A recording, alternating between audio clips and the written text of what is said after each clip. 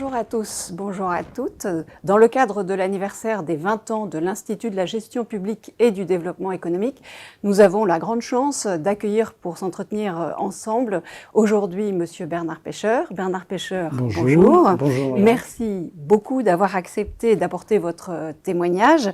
Je me disais, sous forme de boutade, attention, un anniversaire peut en cacher un autre. En effet, en 2020, l'année dernière, le ministère fêtait les 20 ans de la création du secrétariat général. Et en 2021, c'est au tour de l'IGPDE. Et il se trouve que vous n'êtes étranger ni à l'un ni à l'autre, loin s'en faut. Alors, pourriez-vous tout d'abord nous préciser quel a été votre rôle dans la création de l'IGPDE ? Bien, il me paraissait, je crois, très important de manifester que la réforme modernisation, c'était le grand projet que le ministre Laurent Fabius avait souhaité développer dans ce ministère, que cette réforme modernisation ne signifiait pas seulement, je dirais, l'amélioration du service rendu aux usagers, aux entreprises, aux contribuables, à travers notamment, mais pas seulement, la fusion des grands réseaux comptables et fiscaux, mais que c'était aussi une amélioration du service rendu aux agents du ministère. Les deux jambes. Voilà. Et aux directions de ce ministère, que l'administration générale était concernée, au premier chef. Vous voyez, et que c'était un mouvement d'ensemble. Et s'agissant de l'IGPDE, de ce qui allait devenir l'IGPDE, sur un segment absolument clé pour la transformation, ou on disait à l'époque la modernisation, à savoir la formation. Formation initiale, préparation, formation continue. Mais c'était vraiment très ancré dans ma tête, et j'ai eu la chance de pouvoir m'appuyer sur des équipes formidables, notamment celle qu'a animée Benoît Chauvouchet, qui était le préfigurateur, qui était à l'époque chef de service à la DPMA. Et puis, ce projet de IGPDE concentrait à lui-même les trois axes sur lesquels je pensais que, je dirais, le changement ou la modernisation devait s'effectuer. Le décloisonnement en interne, l'ouverture sur l'extérieur et l'anticipation. Trois dimensions que ce projet IGPDE concentrait. Le décloisonnement, bien, c'était mettre l'administration générale, le soutien, au service des agents du ministère, de tout le ministère et pas seulement de l'administration centrale. C'était aussi, je dirais, prendre appui sur cet institut pour favoriser l'ouverture sur l'extérieur. L'ouverture sur l'extérieur, c'était quoi ? C'est encore aujourd'hui les formations interministérielles, la préparation à certains grands concours. C'était aussi, et c'est toujours, la création d'un cycle, je dirais, du développement économique. Le SHED. Le SHED, qu'on avait conçu comme étant un peu l'homologue dans le domaine économique de l'IHEDN, qui restait un modèle. Et puis, également, dans ce domaine, dans l'ouverture, je dirais l'organisation de colloques. Rappelez-vous, c'était l'e-ministère, c'était un poste informatique, et c'était un peu novateur, je dirais pas révolutionnaire, mais c'était quand même très novateur, un poste pour un agent. Chaque agent devait avoir un poste informatique, et c'était l'e-administration. Et je crois qu'un des premiers colloques qui a été organisé par l'IGPDE concernait précisément l'e-administration.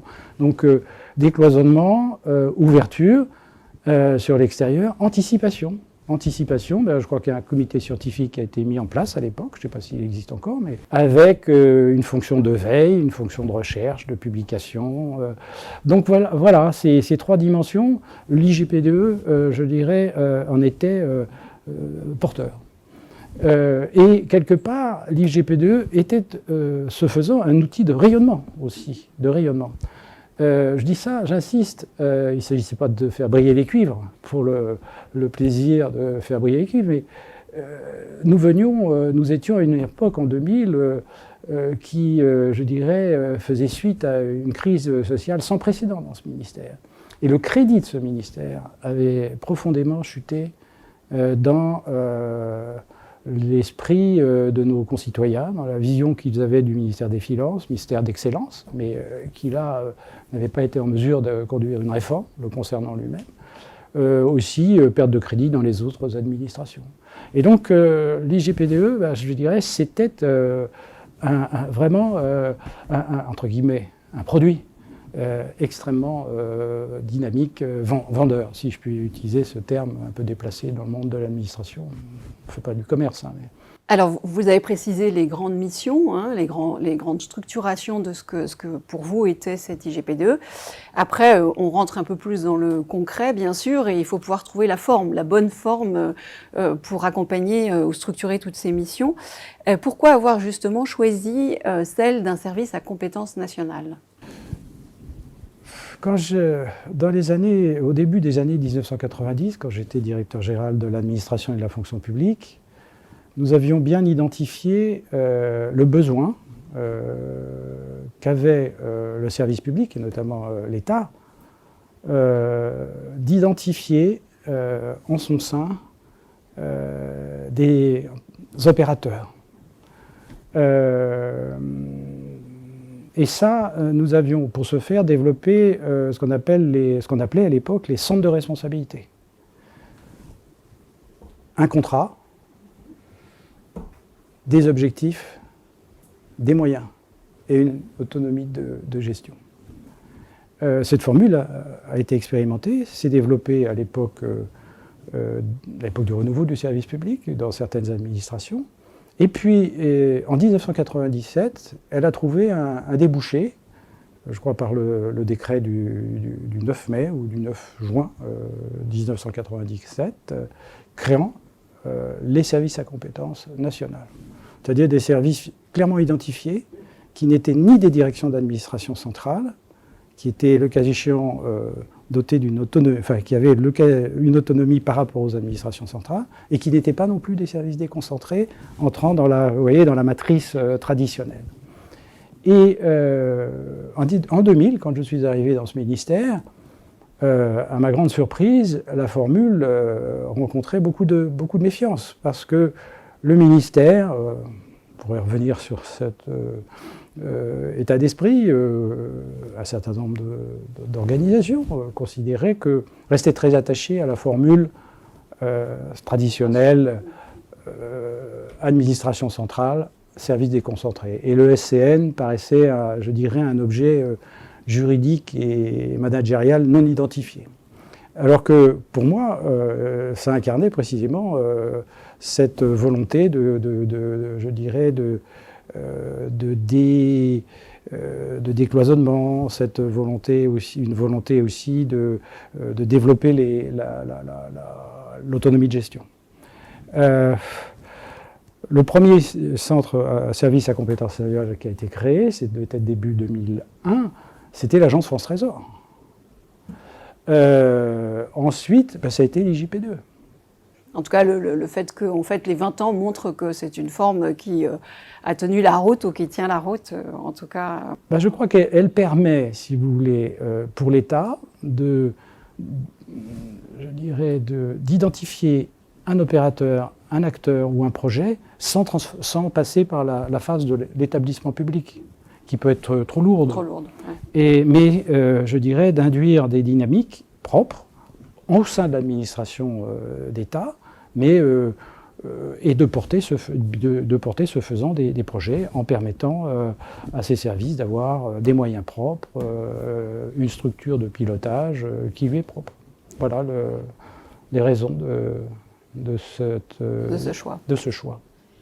Alors l'actualité aujourd'hui, une des actualités de la fonction publique, c'est la réforme de la haute fonction publique, avec l'idée notamment de renforcer ces volets formation initiale, formation continue. Vous avez été vous-même, vous le rappeliez, DGAFP, et donc de ce point de vue-là, quelle est votre conception aujourd'hui de ce que doit être la formation continue pour les agents publics en général ? Je crois que aujourd'hui comme hier, la formation est assurément un des leviers de la transformation, ou à l'époque nous disions modernisation, mais c'est la même chose. Un des leviers principaux, parce qu'en réalité, la formation est un des outils à la disposition du management pour, je dirais, développer la gestion des ressources humaines, pour appuyer les agents, améliorer le professionnalisme des personnels. Et de ce point de vue-là, je crois que toutes les actions qui visent à accroître dans les différentes étapes de la carrière, à l'entrée, bien sûr, la préparation, la formation initiale, ensuite les mutations ou les développements de carrière, tout cela est positif. Si j'avais un souhait ou deux à formuler, mais j'ai pris beaucoup de distance par rapport à ces questions, donc pardonnez-moi si je suis un peu caricatural, ce serait peut-être de mieux identifier, de mieux articuler la formation continue, perçue comme quelque sorte un prolongement de la formation initiale, et quelque part en concevant des projets dans lesquels la formation initiale est elle-même conçue pour introduire la formation continue. Ça, c'est un premier aspect, c'est sans doute un peu complexe, mais ça peut se faire, ça doit se faire. Et puis, développer, je crois, les formations individualisées, c'est-à-dire à la demande des agents, qui à un moment ont besoin, non pas de souffler, mais non pas de faire une année sabbatique, mais qui ont besoin d'ouverture et de capitaliser ce qu'ils ont pu apprendre à travers leur carrière, et puis de développer telle ou telle compétence. Donc voilà, je crois que c'est deux axes, mais je suis sûr que des actions ont été déjà conduites de longue date sur ce terrain, et qu'il faut poursuivre. Bernard Pêcheur, merci de tous ces éléments et on souhaite à l'IGP2 un bon anniversaire au cours de cette année 2021. Un bon anniversaire et de nombreux autres anniversaires. Merci. Merci à vous.